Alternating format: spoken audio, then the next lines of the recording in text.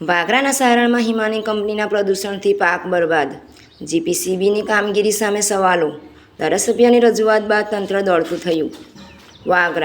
વાગરા તાલુકાના સારણ ગામના ખેડૂતો દ્વારા હિમાની કંપનીમાંથી નીકળતા કથિન પ્રદૂષણ સામે ઉગ્ર રોષ વ્યક્ત કરવામાં આવ્યો છે. ખેડૂતોના આક્ષેપ મુજબ કંપનીના પ્રદૂષિત પાણી અને હવાના કારણે સ્થાનિક ખેતીને ગંભીર નુકસાન થઈ રહ્યું છે. ખેડૂતોના જણાવ્યા અનુસાર પ્રદૂષણની અસરને કારણે મગ, અડદ, મઠ, ચણા અને કપાસ જેવા પાકોના છોડ પીળા પડી સુકાઈ રહ્યા છે અને પાક નિષ્ફળ જવાની સ્થિતિ સર્જાઈ છે, જેના કારણે ખેડૂતોને હજારો રૂપિયાનું નુકસાન થઈ રહ્યું હોવાનું તેઓ જણાવી રહ્યા છે.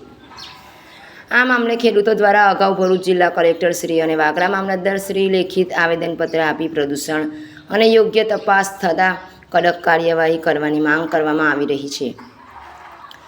જીપીસીબીની તપાસ સામે ખેડૂતોના સવાલો. મામલતદારશ્રીના આદેશ બાદ જીપીસીબીની ટીમ દ્વારા સ્થળ પર તપાસ કરવામાં આવી હતી.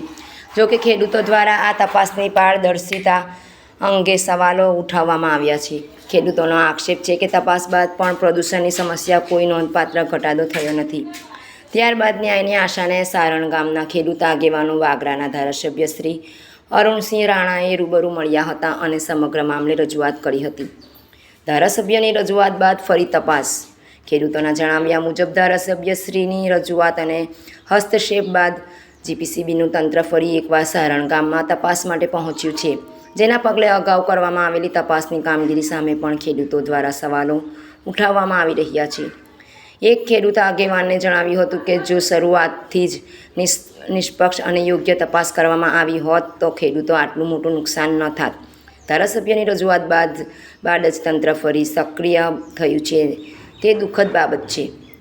હવે જોવાનું એ રહ્યું કે કાર્યવાહી કેટલી કડક થાય છે. સારણ ગામના ખેડૂતોની માંગ છે કે સ્થાનિક ખેતી અને ગ્રામજનોના આરોગ્યને ધ્યાનમાં રાખીને જીપીસીબી દ્વારા આ વખતે સંપૂર્ણપણે નિષ્પક્ષ અને વૈજ્ઞાનિક રીતે તપાસ કરવામાં આવે અને જો કંપની દ્વારા નિયમોનો ભંગ થયો હોવાનું સાબિત થાય તો હિમાની કંપની સામે કાયદેસરની કાર્યવાહી કરવામાં આવે. શું તંત્રની કામગીરી માત્ર દેખાવ પૂરતી છે કે પછી આ વખતે ખરેખર જવાબદારી નક્કી થશે? ધારાસભ્યની રજૂઆત બાદ તંત્ર સ્થળ પર પહોંચ્યું છે, ત્યારે હવે સૌની નજર એ બાબતે છે કે તપાસમાં શું બહાર આવે છે. કંપની સામે કેટલો દંડ અથવા કાયદેસરની કાર્યવાહી થાય છે અને આગામી સમયમાં સારણ ગામમાં પ્રદૂષણની સમસ્યા ખરેખર અટકે છે કે નહીં. હું રાજેશભાઈ પટેલ, સારણ હિમાની કંપનીને લઈને આ કપાસનું, તુવેરનું, મગ, મઠિયા, કઠોળનું નુકસાન થાય છે એના પ્રદૂષણના હિસાબે. બીજું પ્લસમાં કે ઝાડ, લીમડા છે, સમડી છે, એ બધું સુકાઈને ખાક થઈ ગયેલું છે અને ટોટલ ખેતી સાબત છે, નુકસાન છે. આજે કમસે કમ 1000 એકરની ઉપરનું નુકસાન છે અમારા ગામમાં. હવે અત્યારે જે તમારે જીપીસીબી આવેલી હતી એના અગાઉ પણ એક વખત જીપીસીબી જે મામલતદાર દ્વારા જે આવેદન પત્ર આપવામાં આવ્યું હતું ત્યારે જીપીસીબી આવેલું હતું. અત્યારે આવું જીપીસીબી બે વખત આવ્યું તો તમને શું કઈ રિપોર્ટ મળ્યો હતો? એ અમે એમની પાસે રિપોર્ટ માંગેલો તો એવું કહે છે કે અમને ડાયરેક્ટ આપી દીધેલો છે અને બીજી વખત અમે રિપોર્ટ એમએલએ પાસે ગયેલા, ધારાસભ્ય પાસે, અરુણસિંહ રાણા પાસે. તો એમને અરુણસિંહ રાણાએ ફોન કરેલો તો અરુણસિંહ રાણા સાહેબને એવું કીધેલું કે રિપોર્ટ મિલ છે. આજે હતા કે ના એવું નથી, એટલે ગોળ ગોળ વાત કરેલી અમને.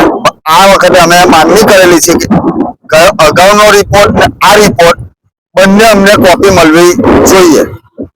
એટલે આશરે કેટલી જમીન હશે કે જેનું નુકસાન થયું છે? 1000 એકર એટલે 2000 વીઘાની આસપાસનું નુકસાન હાલમાં જ છે. આમાં પહેલી વખત આવું છું કે દર વર્ષે આવું? નહીં, આજથી 3 વર્ષ પહેલા થયેલું. ત્યાર પછી 3 વર્ષ કંપની લોકોએ બંધ રાખેલી.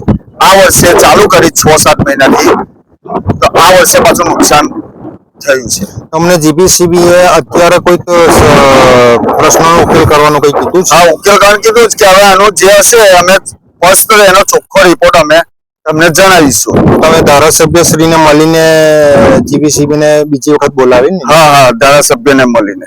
અગાઉ મામલતદાર હસ્તક આવેલા એ લોકો. આ વખતે અમે ધારાસભ્યને મળીને આ કામ કરેલું છે.